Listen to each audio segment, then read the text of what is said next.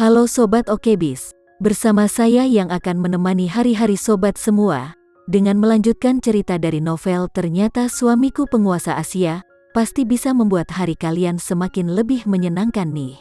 Nah, semakin gak sabar kan dengan kelanjutan ceritanya? Yaudah yuk, sekarang kita langsung aja mulai ceritanya.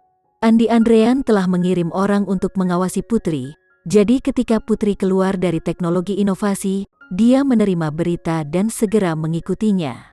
Apa hubungannya denganmu? Putri berjuang dengan sekuat tenaga, lepaskan aku dulu.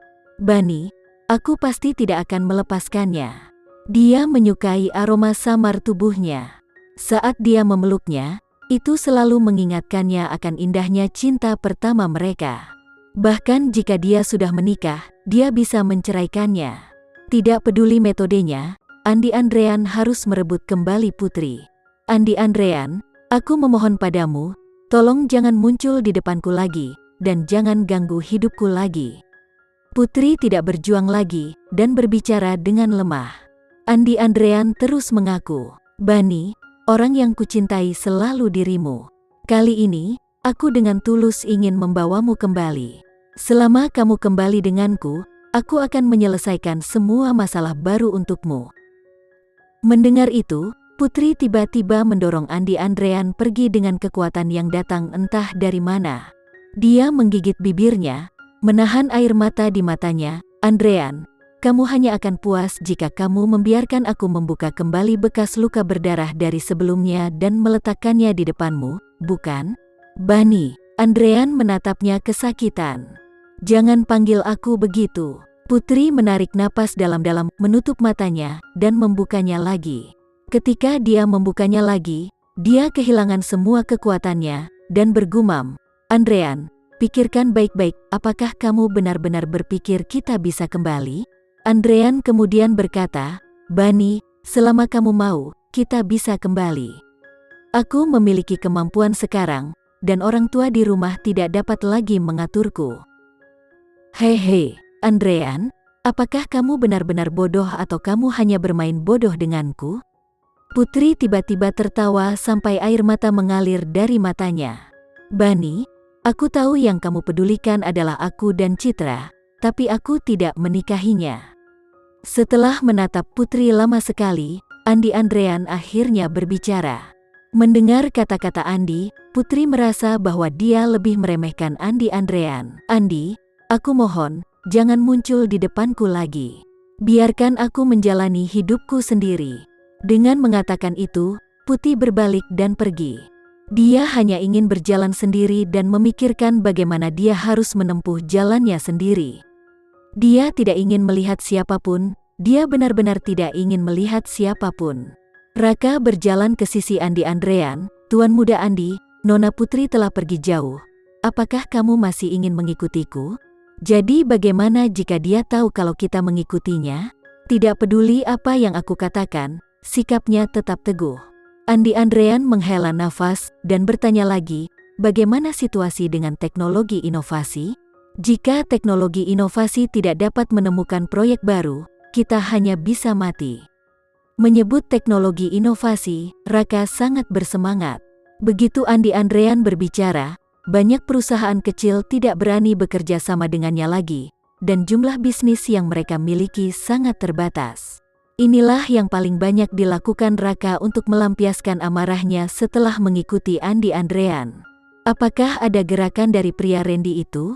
Andi Andrean bertanya pada Raka, tapi pandangannya terfokus pada Putri di depannya yang sedang berjalan semakin jauh. Raka berkata, ngomong-ngomong, ini aneh. Randy yang bermarga Sanjaya itu sepenuhnya mengabaikan masalah ini.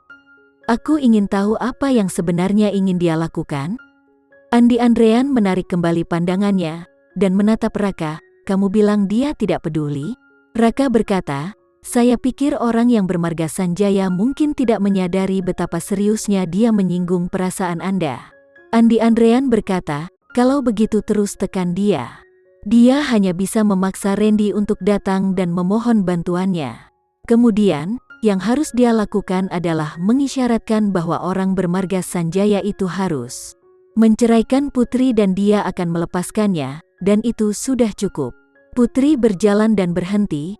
Dia akhirnya tiba di jalan terkenal kota Jakarta yang ada banyak penjual makanan lezat.